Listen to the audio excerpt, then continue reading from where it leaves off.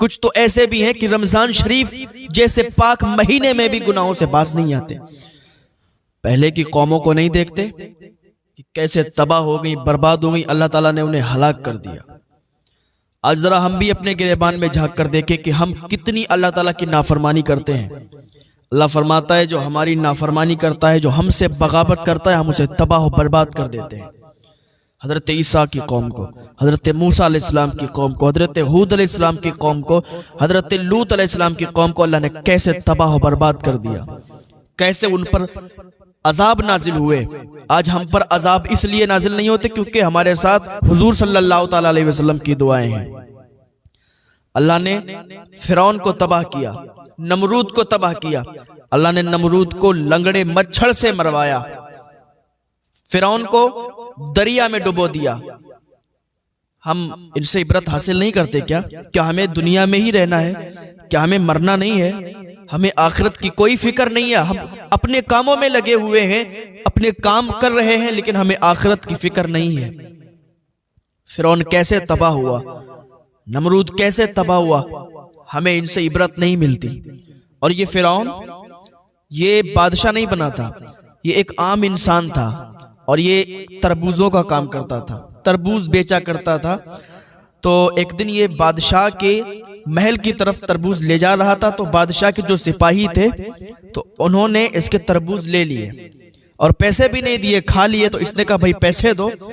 उन्होंने कहा यहाँ पैसे कौन देता है, चल भाग। इसको भगा दिया।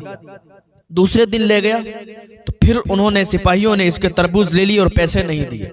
तीसरे दिन भी यही मामला पेश आया। तो ये समझ गया कि यहाँ सब यही है, यहाँ पर कोई पैसे नहीं देता है और सब अपनी अपनी चलाते हैं, यहाँ सबकी अपनी खुद चलती है, कोई किसी पर हाकिम नहीं है। हालांकि बादशाह मौजूद था, लेकिन बादशाह तक बात पहुंचती तब ना कोई काम होता, तब कोई उस पर एक्शन लिया जाता। तो इसने क्या सोचा, इसने एक प्लान बनाया अपने अंदर कि बादशाह तक किसी तरीके से हमको पहुंचना है। तो बादशाह तक पहुंचने के लिए इसने एक प्लान बनाया, एक मंसूबा बनाया और कब्रिस्तान में चला गया। कब्रिस्तान में बैठ गया जाके। अब जो भी मैयत, जो भी मुर्दा दफन होने के लिए आता था, ये टैक्स लेने लगा। कब्रिस्तान में टैक्स लेने लगा लोगों से, और ये कब्रिस्तान में किसी को घुसने नहीं देता था जब तक वो टैक्स नहीं दे देता था। इसी तरह से काफी अरसा गुजर गया। जब लोगों को पता चला, बात फैली, तो बात बादशाह तक चली गई और इधर इसने काफी पैसा जमा कर लिया था और खर्च नहीं किया था। जब बात बादशाह तक पहुंची तो कहा ऐसा कौन सा शख्स है जो कब्रिस्तान में भी टैक्स लेता है, जरा उसको बुला के लाया जाए। सिपाही आए और फिरौन को बुला के बादशाह के सामने ले गए। बादशाह ने सामने खड़ा किया और कहा बताओ भाई, तुम मुर्दों को दफन करने के लिए लोग ले जाते हैं, उनसे भी तुम टैक्स लेते हो, कौन हो तुम, तुम्हारा ओहदा क्या है, तुम्हें ओहदा किसने दिया है कि तुम कब्रिस्तान में टैक्स वसूलो। तो फिरौन ने कहा था बादशाह सलामत, मैं टैक्स इसलिए लेता हूं क्योंकि मैं तरबूज वाला हूं, मैं तरबूज का काम करता था। आपके सिपाही मेरे तरबूज को खा जाते थे, लेकिन कोई उस पर एक्शन नहीं होता था, और आप तक कई बार मैंने पहुंचने की कोशिश की तो किसी ने पहुंचने नहीं दिया। तो मैंने अपना दिमाग चलाया कि कब्रिस्तान में बैठकर लोगों से जब टैक्स लूंगा तो ये अवाम में बात फैलेगी, और जब अवाम में बात फैलेगी तब मुझे बादशाह बुलाएगा और मैं तब बादशाह को बताऊंगा कि तुम्हारी हुकूमत में तुम्हारे सिपाही इस तरीके से पेश आते हैं, इस तरीके से लोगों को लूटते हैं, तो फिर तुम काहे के बादशाह बने हुए हो। फिरौन ने जब इतना कहा था तो बादशाह ने कहा ये शातिर दिमाग वाला है, इसकी सोच बड़ी गहरी है। कहा तुम ठीक है, आज से तुम आम इंसान नहीं हो बल्कि हमारे पास बैठोगे, हमें मशवरा दोगे। तो फिरौन को उस बादशाह ने अपने पास बिठाना शुरू किया और उस बादशाह ने कुछ दिनों के बाद फिरौन को बादशाह बना दिया। फिरौन इस तरीके से बादशाह बना और ऐसा बना कि इसने लोगों पर हुकूमत करना चाहिए, और ऐसी हुकूमत करना चाहिए कि खुदाई का भी दावा किया, लोगों को अपने अंडर में कर लिया और खुदाई का दावा कर दिया, अल्लाह से बगावत की। याद रखो, जो अल्लाह से बगावत करता है अल्लाह उसे तबाह बर्बाद कर देता है। जिना हमारे अंदर है, चोरी हमारे अंदर है, चुगली हमारे अंदर है, शराब हमारे अंदर है, जुआ हमारे अंदर, हर काम ऐसा कोई नहीं है जो हम आज ये कौम करती नहीं है।